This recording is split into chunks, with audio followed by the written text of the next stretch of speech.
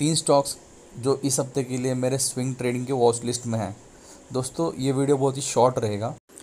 ये वीडियो में मैं बताऊंगा ये 3 जो स्टॉक्स मैंने सिलेक्ट किए हैं इसके पीछे रीज़न्स क्या है।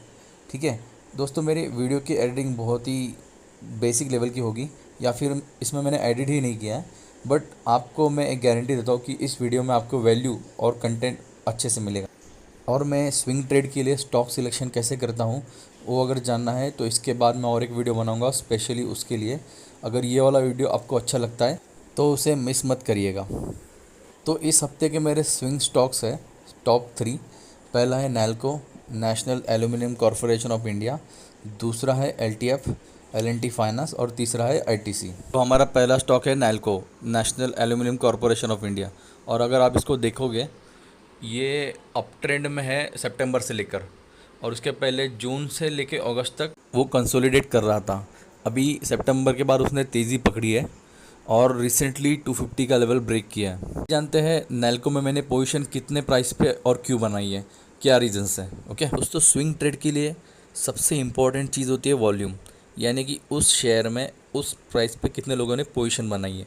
अगर अभी मैं इस ग्रीन कैंडल्स पे अपना कर्सर लेके जा रहा हूँ तो लेफ्ट साइड में आप देखिए वहाँ पे वॉल्यूम है मिलियंस में। 250 का लेवल जिस दिन ब्रेकआउट किया उस दिन 72 मिलियन वॉल्यूम था, उसके बाद वाले दिन 36 मिलियन, उसके बाद 17 मिलियन, उसके बाद 13 मिलियन, यानी कि 250 के लेवल पे बहुत अच्छी बाइंग आई है। ठीक है, मतलब कैंडल्स तो ग्रीन थी बट वॉल्यूम भी बढ़ ही रहा। और ब्रेकआउट के बाद दूसरा इंपॉर्टेंट फैक्टर ज़रूरी है retest with low volume. Retest यानी ब्रेकआउट लेवल पे अगर प्राइस फिर जाती है और वहाँ पे बायर्स ने फिर स्ट्रॉन्ग वॉल्यूम के साथ पुश किया तो एंट्री कंफर्म। और जब भी प्राइस रीटेस्ट के लिए जाता है, यानी कि जब प्राइस गिर रहा है ब्रेकआउट लेवल तक, तो वॉल्यूम कम होना चाहिए, यानी कि उसको हम प्रॉफिट बुकिंग बोलते हैं। मतलब लोग बेचने में कम इंटरेस्टेड है और ज़्यादा टारगेट एक्सपेक्ट कर रहे हैं।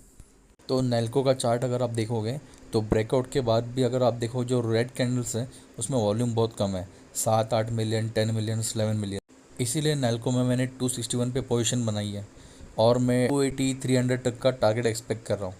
और आने वाले जो 2 स्टॉक्स हैं उनके भी मैं जो भी डिटेल्स है, यानी कि target, entry, stop loss, exit, ये सब मैं डिस्क्रिप्शन में या फिर फर्स्ट कमेंट में मेंशन कर दूंगा। स्टॉक है एल&टी फाइनेंस।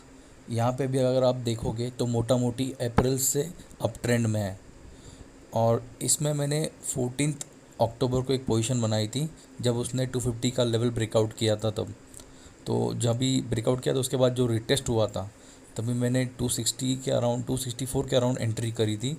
और आप देख सकते हो 14 नवंबर के बाद कंटिन्यूसली वो पूरा 20 दिन कंसोलिडेशन में था। पूरे 20 दिन वो एक ही रेंज में घूम रहा था, बट आफ्टर 20 डेज उसने 7 नवंबर को एक बड़ी ग्रीन कैंडल बनाई 30 पॉइंट्स की और उसमें वॉल्यूम अराउंड 70 मिलियन था। तो वहाँ पे मैंने 293 के और 294 के अराउंड प्रॉफिट बुकिंग कर दी। और आप देख सकते हो 300 के ब्रेकआउट के बाद फिर से रिटेस्ट हो रहा है और रिटेस्ट के टाइम पे वॉल्यूम फिर से कम है, यानी कि 8-9-10 मिलियन।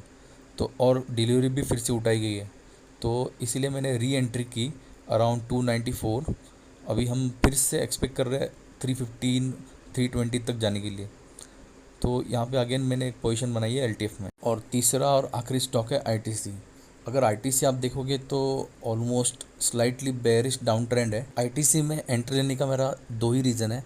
एक पहला कि जो 14 नवंबर का आप कैंडल देखोगे वहाँ पे एक तगड़ा वॉल्यूम है 64 मिलियंस का, और ये वॉल्यूम आया है बेस पे, सॉरी सपोर्ट पे, क्योंकि प्राइस अभी 400 के अराउंड है और ये एक अच्छा सपोर्ट है।